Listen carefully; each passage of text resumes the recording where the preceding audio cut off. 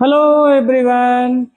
स्वागत है आपका धनंजय सिंह चैनल पर, जिस पर हम लोग इस समय सीबीएसई बोर्ड के 12 क्वेश्चन के मैथ के पेपर को सॉल्व कर रहे हैं। 13 तक क्वेश्चन हम लोगों ने सॉल्व कर दिया है। आइए उससे आगे 14 क्वेश्चन को देखते हैं। आइए दोस्त, क्वेश्चन है कि ए जो है कंटिन्यूअस फंक्शन है, बी जो है डिफरेंशियल फंक्शन है, तो ए और बी के बीच का क्या रिलेशन होगा दोस्त? इन चार में से कोई एक ऑप्शन है जो सही है। तो इस क्वेश्चन का अगर आंसर देना है मेरे दोस्त, तो इसका सबसे आसान जो ट्रिक है वो एक थ्योरम है। अगर वो थ्योरम आप जानते हैं तो इस क्वेश्चन के आंसर देने में आपको कोई किसी तरीके की प्रॉब्लम होने वाले नहीं है। क्या है ट्रिक दोस्त? थ्योरम है कि the function has differentiable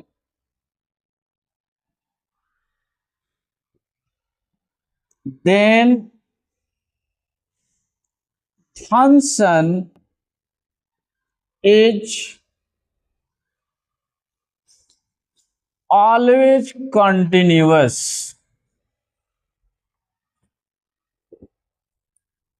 But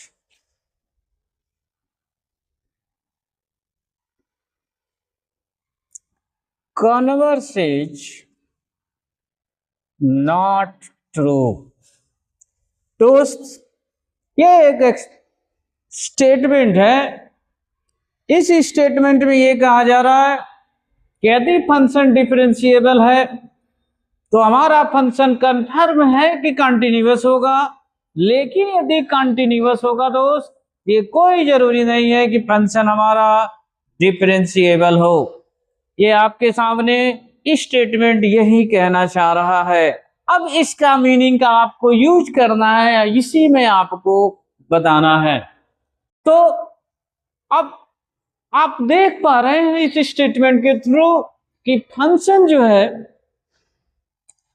differential है तब कंटिन्यूअस है, लेकिन कंटिन्यूअस है तो कोई जरूरी नहीं है कि डिफरेंशिएबल होगा कि नहीं होगा। मतलब ये हुआ मेरे दोस्त कि इसमें कंटिन्यूअस की एरिया जो है अधिक है, क्योंकि दोनों केस में कंटिन्यूअस हो रहा है। तो जो सेट ऑफ फंक्शन कंटिन्यूअस का होगा दोस्तों बड़ा होगा, और डिफरेंशिएबल की जो सेट बनेगा वो इसके कंपेयर में छोटा होगा मेरे दोस्त। मतलब ये आप सीधा कह सकते हैं कि जो डिफरेंशिएबल का सेट है वो कंटिन्यूअस के सेट का सबसेट होगा। एक बार और मेरे दोस्त, स्टेटमेंट ये कहता है कि अगर कोई फंक्शन डिफरेंशिएबल है तो वह फंक्शन कंटिन्यूअस होगा, जबकि यदि कोई कंटिन्यूअस है तो कोई जरूरी नहीं है कि फंक्शन हमारा डिफरेंशिएबल हो। ये कन्वर्स का मीनिंग ये होता है मेरे दोस्त।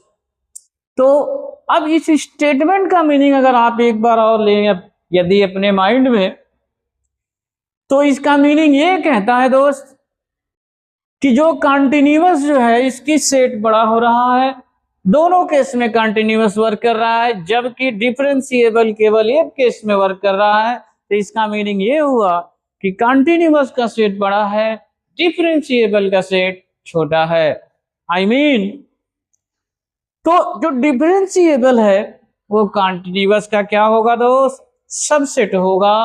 मतलब यहां आपके सामने वेन डायग्राम बनाए गए हैं। वेन डायग्राम में आप ये देखें कि कंटिन्यूअस को दोस्त ए से लिखा गया है, ये कंटिन्यूअस ए का है, और डिफरेंशिएबल है दोस्त सेट बी से डिनोट किया गया है। तो हमने कहा कि जो डिफरेंशिएबल है ए का सबसेट है, इसका मीनिंग ये हुआ दोस्त कि बी जो होगा ए का सबसेट होगा। अब ये बी जो है ए का सबसेट, इसमें से आप देखना है कहाँ है। देखिए दोस्त, ए बी, इसमें कहा जा रहा है कि ए बी का सबसेट है, जो कि यहाँ तो बी ए का हो रहा है, मतलब ये सही नहीं है। हाँ, यहाँ देखे दोस्त, बी ऑप्शन को देखे, बी जो है ए का सबसेट है, मतलब कि यही ऑप्शन हमारा सही होने वाला है। यहाँ पर जो आप देख रहे हैं ये बी जो है इंटरसेक्ट कर रहे हैं एक दूसरे से, इसमें कॉमन पार्ट शो हो रहे हैं, लेकिन ये जो है ना बी का सबसेट है और नहीं बी जो है ए का सबसेट है। डी ऑप्शन में जो देख रहे हैं दोनों के दोनों सेट दोस्त डिसजॉइंट है, जबकि हमारे कॉन्सेप्ट के अकॉर्डिंग कहा गया है कि बी जो होगा ए का सबसेट होगा, तो इस कंडीशन से हमारा बी वाला ऑप्शन सही होगा। उम्मीद करता हूं दोस्त इस स्टेटमेंट के थ्रू इस क्वेश्चन के आंसर को समझ पा रहे होंगे। कहा जा रहा है कि हमें एरिया बताना है इस रेगन के अंदर। कौन कौन रेगन है? y जो है less or equal to x square है, x जो है 0 से लेकर 2 तक है मेरे दोस्त। अब इसका आप ग्राफ यहां बना देंगे। आइए सबसे पहले इस ग्राफ को देखते हैं कहां शो हो रहा है। हमें उसी का यहां पर बताना है कि कौन फार्मूला होगा दोस्त, तो सॉल्व नहीं करना, बस हमें फार्मूले को चूज करना है क्या होगा। आइए जो आप पहले देख रहे हैं y की value less or equal to x square, तो ये जो इक्वेशन है हमारे दोस्त ये बिल्कुल एक्स स्क्वायर बराबर 4ay का है, जिसे हम पैराबोला बोलते हैं दोस्त। वो भी कैसा?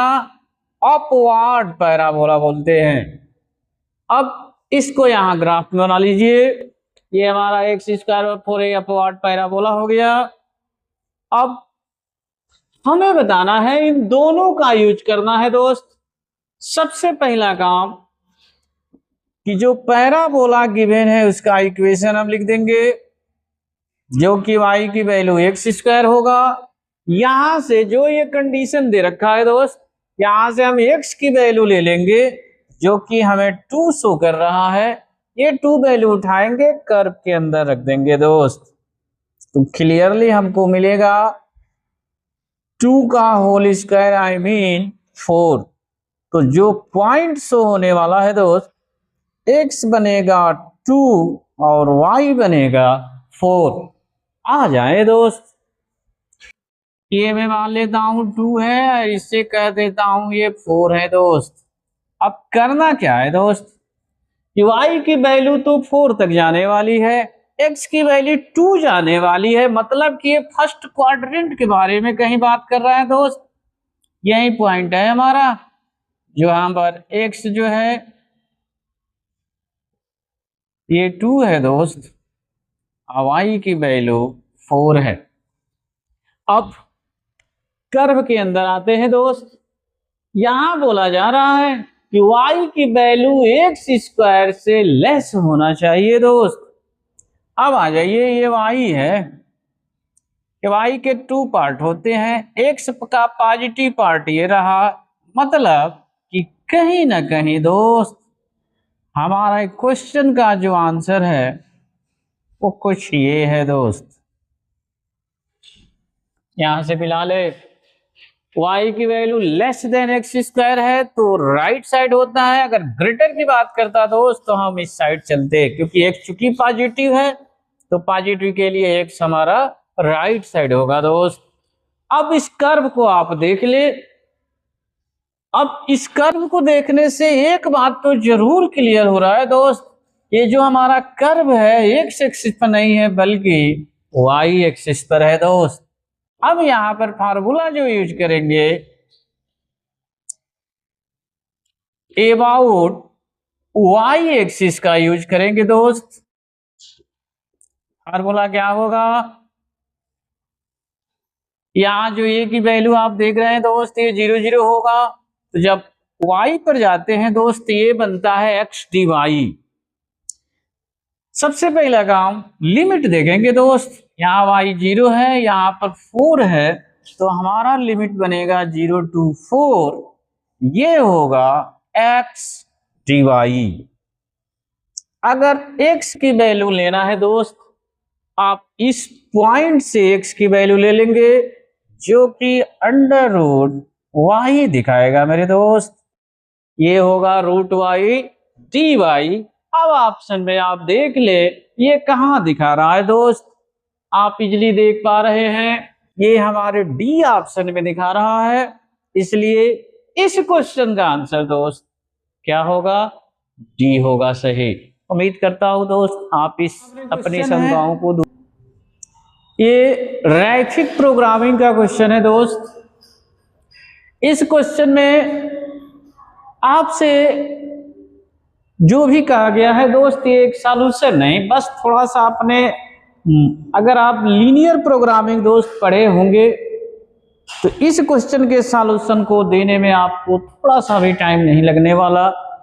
आइए थोड़ा क्वेश्चन को समझ लेते हैं क्या है। ऐसे देखने से लग रहा है कि एक बहुत बड़ा क्वेश्चन है, लेकिन है नहीं मेरे दोस्त। आइए क्वेश्चन को समझ लेते हैं। कहा जा रहा है कि एक फैक्ट्री है जो कि 2 प्रोडक्ट एक्स और वाई को प्रोड्यूस करती है, बनाती है। अब जो प्रॉफिट अर्न होता है वो एक्स और वाई को जब हम सेल करेंगे दोस्त, तो सेल करने में जो हमारा ऑब्जेक्टिव फंक्शन रिप्रेजेंट होता है दोस्त वो है 5x + 7y है, जहां x और जो y है ये नंबर ऑफ यूनिट्स है दोस्त। किसके, x जो है x का है, y जो है y का है। हमें बताना है कि इस चारों ऑप्शन में से कौन स्टेटमेंट सही है दोस्त। अगर हम इजली आप इनके ऑप्शनों को पढ़े दोस्त, अभी इसका आंसर आपके सामने आ जाएगा। कह रहा है कि जो ऑब्जेक्टिव फंक्शन है, मतलब ऑब्जेक्टिव फंक्शन क्या है मेरे दोस्त, ये है दोस्त। देख ले यहाँ लिख ले दोस्त, जो ऑब्जेक्टिव फंक्शन है वो है 5x + 7y है। अब दोस्त इसी पर आपको सोचना है। पहला ऑप्शन कहा जा रहा है कि जो ऑब्जेक्टिव फंक्शन है वो मैक्सिमम होगा। कब होगा मैक्सिमम दोस्त, कि जो प्रॉफिट एक्स और वाई का जो होगा उनके डिफरेंस को कहेंगे दोस्त। मतलब कि यहां तो ये ऐड की बात कर रहा है। देख ले 5x + y 7y, मतलब ये 5x मतलब x का है और 7y मतलब y का है।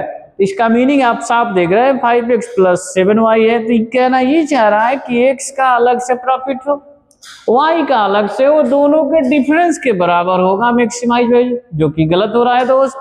देख लें एडिशन में हो रहा है, तो पहला ऑप्शन तो सही नहीं रहा। सेकंड में आ जाइए, जो ऑब्जेक्टिव फंक्शन है दोस्त, टोटल की जो भी प्रोडक्शन होगा वो x और y प्रोडक्ट से होगा। नहीं मेरे दोस्त, एक्स वाई से नहीं होगा, बल्कि एक्स के अंदर जो अभी आपके सामने देखिए यहाँ बताया जा रहा है दोस्त, ये जो एक्स और वाई की, इस पर ये इसकी वैल्यू डिपेंड कर रहा है, कैपिटल एक्स कैपिटल वाई पर नहीं कर रहा है दोस्त।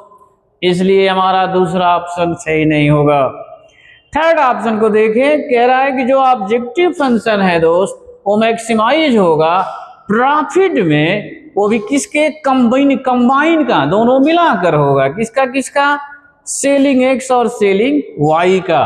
बिल्कुल दोस्त, एकदम यही सही ऑप्शन है। देख ले ये एक्स का है और ये वाई का है, दोनों का एडिशन, एडिशन मतलब कंबाइन होता है दोस्त। तो इस क्वेश्चन का जो ओरिजिनल आंसर है मेरे दोस्त वो सी है। फिर भी आइए डी को देख लेते हैं। डी में कह रहा है कि जो ऑब्जेक्टिव फंक्शन है दोस्त कंपनी का, वो जो प्रोडक्ट एक्स और वाई होगा उससे उसकी प्रोडक्शन अधिक होगा। नहीं दोस्त, जो जेड की जो मैक्सिमाइज मिनिमाइज की वैल्यू होता है वो ऑब्जेक्टिव फंक्शन से शो होता है दोस्त। तो इस जेड की वैल्यू से हम पता करेंगे, तो जेड की वैल्यू पता करने के लिए हमें एक्स और वाई की वैल्यू पर जाना होगा दोस्त। एक्स वाई की दोनों की जो भी प्रॉफिट होगी एक कंबाइंड वैल्यू को मैक्सिमाइज करेगा, डिफरेंस को नहीं करेगा। मतलब ये रहा दोस्त, कुल मिलाकर इन चारों ऑप्शन में से सी ही ऑप्शन मोर इफेक्टिव है, इसलिए इस क्वेश्चन का आंसर सी होगा। दोस्त 17 क्वेश्चन में कहा जा रहा है ए और बी जो है स्क्वायर मैट्रिक्स है, ये एक रिलेशन गिवन है। हमें बताना है कि इन चारों ऑप्शन में से कौन सही है मेरे दोस्त। एक बार और, ए और बी जो है स्क्वायर मैट्रिक्स है, हमें बताना है कि इसमें से कौन रिलेशन सही है मेरे दोस्त। आइए क्वेश्चन को सॉल्व करते हैं। सबसे पहले जो रिलेशन गिवन है वो लिख लें दोस्त। A square minus b square की वैल्यू है ए माइनस बी ए प्लस बी।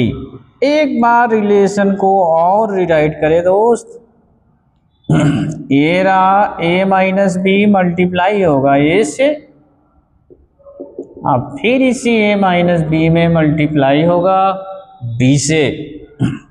अब मल्टीप्लाई करेंगे दोस्त, ये रहा a square minus b a होगा, यहाँ होगा a b minus b square. अब कंपेयर कर ले दोस्त, ए स्क्वायर से ए स्क्वायर कैंसिल होगा, बी स्क्वायर से बी स्क्वायर, मतलब हम देख पा रहे हैं कि a b minus b a की वैल्यू 0 होगा दोस्त। मतलब कि जो ए बी होगा वो बी ए होगा दोस्त, यही इसका आंसर होगा। देख ले कि ऑप्शन में बी में दिखा रहा है, मतलब 17 क्वेश्चन का जो आंसर होगा बी होगा दोस्त। एक बार और, जो भी रिलेशन हमको गिवन है रिलेशन लिख लेंगे, फिर उसे सॉल्व कर देंगे दोस्त इजीली। जो रिलेशन आ रहा है वही हमारा आंसर है दोस्त। आइए 18 क्वेश्चन को देखते हैं दोस्त। ये इजी क्वेश्चन था, मैट्रिक्स का था। 18 में कहा जा रहा है कि P और जो Q है, तो P जो है ऑर्डर है, Q जो है डिग्री है डिफरेंशियल इक्वेशन का। हमें बताना है कि P माइनस Q की वैल्यू इन चारों में से कौन ऑप्शन होगा सही दोस्त। सबसे पहले जो गिवन डिफरेंशियल इक्वेशन है दोस्त उसे लिख दे। ये है d by d x d y by d x का होल क्यूब इजकल टू 0। एक बार और इसे रिराइट करें दोस्त, ये होगा 3 d y by d x का होल स्क्वायर, अब फिर होगा d square y by d x square equal to 0। दोस्त ये चेन रूल से सॉल्व हुआ है। सबसे पहले इसको x के पावर n से कर देंगे, n इंटू एक्स के पावर n माइनस 1। आप फिर इसका एक बार और जब x के विद रिस्पेक्ट टू करेंगे तो हमें d square y by d x square मिलेगा दोस्त। अब यहाँ से इजली आप देख पा रहे हैं कि इस इक्वेशन का जो ऑर्डर होने वाला है दोस्त 2 मिलने वाला है। ऑर्डर का मतलब होता है मैक्सिमम डेरिवेटिव, तो मैक्सिमम डेरिवेटिव 2 टाइम हुआ है दोस्त। p की वैल्यू 1 होगा। इसके बाद डिग्री की वैल्यू होता है दोस्त, डिग्री का मतलब है कि जो ऑर्डर है उसका होल का पावर क्या है दोस्त। अगर इस इक्वेशन को देखें आप, कुछ नहीं है तो पावर यहाँ 1 है मेरे दोस्त, तो डिग्री जो होगा 1 होगा। हमें P माइनस Q कहा गया है, 2 में से 1 को माइनस कर देंगे जो कि 1 वैल्यू शो करेगा दोस्त। आपके बी ऑप्शन को बिल्कुल सही दिखा रहा है। उम्मीद कर रहा हूं दोस्त इजली आप समझ पा रहे होंगे। ये सर्जन रीजन से है, 19 और 20 क्वेश्चन सर्जन रीजन का है। इसमें ए बी सी और डी के ऑप्शन यहाँ रिप्रेजेंट किए गए हैं। एसर्शन हमारा गिवन है। पहले 19 क्वेश्चन से शुरू करते हैं दोस्त। कह रहा है कि एक डायगोनल है 3 5 2, ये जो है स्केलर मैट्रिक्स है ऑर्डर 3 का। रीजन में कहा गया है कि इफ ए डायगोनल मैट्रिक्स जो होता है नॉन जीरो एलिमेंट का होता है और ये जो है इक्वल होते हैं सारे के सारे वैल्यू, इसी को कहते हैं स्केलर मैट्रिक्स। तो दोस्त सबसे पहला काम कि स्केलर मैट्रिक्स कहते किसको है दोस्त। अगर ये बात क्लियर हो जाए तो इजली इसका सॉल्यूशन आ जाएगा। तो स्केलर मैट्रिक्स का मीनिंग ये होता है दोस्त कि डायगोनल एलिमेंट, जो डायगोनल में एलिमेंट लिखे गए हैं दोस्त, सारे के सारे सेम होने चाहिए।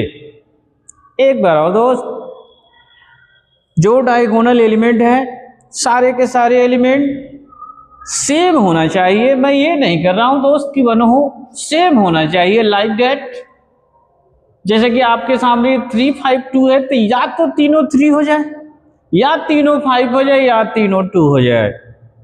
मतलब कि जो एसर्शन हमसे कहा जा रहा है कि जो डायगोनल मैट्रिक्स है एक्चुअली वो स्केलर मैट्रिक्स है दोस्त। तो एसर्शन जो है दोस्त एक्चुअली क्या है, गलत है मेरे दोस्त। क्योंकि स्केलर मैट्रिक्स होने के लिए डायगोनल में सारे एलिमेंट सेम होने चाहिए। तो एसर्शन तो फाल्स हो गया दोस्त। रीजन आप देख लो, रीजन में कहा जा रहा है कि जो डायगोनल मैट्रिक्स होता है वो सारे के सारे नॉन जीरो एलिमेंट होते हैं। बिल्कुल सही बात है, इक्वल होते हैं। देखो दोस्त क्या लिखा है, जो अभी हम बता रहे थे, ये क्या होता है, इक्वल होता है। इसी को क्या बोलते हैं, स्केलर मैट्रिक्स कहते हैं। मतलब कि जो इसका रीजन है दोस्त वो क्या है, ट्रू है मेरे दोस्त। एक बार और याद दिला दे दोस्त। सबसे पहला काम, स्केलर मैट्रिक्स होता क्या है, अगर आप ये जानते हैं तो इसके आंसर इजीली दे पाएंगे दोस्त। स्केलर मैट्रिक्स का मीनिंग ये होता है कि जो भी मैट्रिक्स के अंदर जो डायगोनल मैट्रिक्स गिवन है उसके सारे के सारे एलिमेंट सेम होने चाहिए। सेम होगा उसी को कहते हैं स्केलर मैट्रिक्स। तो एसर्शन में कहा गया है जो आपको दिए गए हैं, देखो दोस्त डायगोनल 3 5 2 तीनों नंबर डिफरेंट है, जबकि तीनों नंबर सेम होने चाहिए थे। इसी को स्केलर मैट्रिक्स कहते हैं। तो ये तो हमारा फॉल्स हो गया। आर में कहा जा रहा है कि जो डायगोनल मैट्रिक्स होता है वो ऑल नॉन जीरो एलिमेंट होता है और सारे के सारे इक्वल होते हैं दोस्त, जो अभी मैं बता रहा था, यानी आर सही है। तो आपके सामने एसर्शन जो है फॉल्स है और रीजन जो है ट्रू है। ऑप्शन देखें, यहां देखें दोस्त, ये तो नहीं है दोस्त। सी देखें, एसर्शन है ट्रू नहीं, डी एसर्शन है फॉल्स, रीजन नॉट ट्रू। बिल्कुल सही बात है दोस्त। तो ये हमारे 19 क्वेश्चन का जो आंसर होगा दोस्त डी होगा। जो आप 19 क्वेश्चन देख रहे हैं दोस्त, इसका जो सॉल्यूशन होगा डी होगा। 20 क्वेश्चन को देखते हैं दोस्त।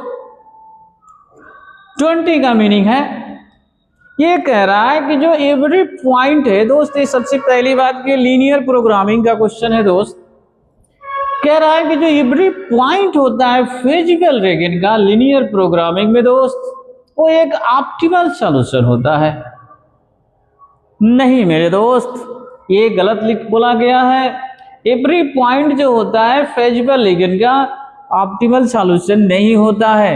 आप देखे होंगे जब हम ग्राफ लेते हैं तो ग्राफ लेने के बाद जो कॉर्नर पॉइंट को हम लिखते हैं तो कॉर्नर पॉइंट का यूज करके हम मैक्सिमाइज और मिनिमाइज वैल्यू को शो करते हैं, जो ऑब्जेक्टिव फंक्शन होता है। तो ये कह रहा है कि सारे के सारे एलिमेंट को ही ले लेते हैं, सारे के सारे कॉर्नर पॉइंट को ही ले लेते हैं, जो कि सब गलत है। मतलब कि 20 में एसर्शन जो है दोस्त वो क्या है, फॉल्स है दोस्त। आइए रीजन देख लेते हैं। कह रहा है कि जो ऑप्टिमल सॉल्यूशन है दोस्त लीनियर प्रोग्रामिंग का, वो 1 और मोर कॉर्नर पॉइंट का फिजिबल रीजन होता है। हाँ सर, बिल्कुल सही बात है दोस्त। जो रीजन बोला जा रहा है जो ऑप्टिमल सॉल्यूशन होता है लीनियर प्रोग्रामिंग का, जो भी प्रॉब्लम गिवन होते हैं एक भी हो सकता है, एक से अधिक भी हो सकता है कॉर्नर पॉइंट, और सारे के सारे क्या होते हैं दोस्त, फिजिबल रीजन के होते हैं। यानी कि जो यहाँ रीजन आप देख पा रहे हैं दोस्त ये ट्रू है दोस्त। फिर यही ऑप्शन 19 वाला ही इसमें आ गया, एसर्शन फॉल्स है, रीजन ट्रू है, आई मीन डी ऑप्शन सही है। तो इस तरीके से दोस्त ऑप्शनल क्वेश्चन यहीं पर पूरे होते हैं। और ये पार्ट भी, इस पार्ट में इतना ही हम क्वेश्चन स्टडी करेंगे दोस्त। नेक्स्ट पार्ट में हम इसके आगे के क्वेश्चन को सॉल्व करेंगे। उम्मीद करता हूं कि ये सारे एक्सप्लेन आपके शंकाओं को दूर कर पा रहे होंगे। मिलते हैं नेक्स्ट पार्ट में। जय हिंद, जय भारत।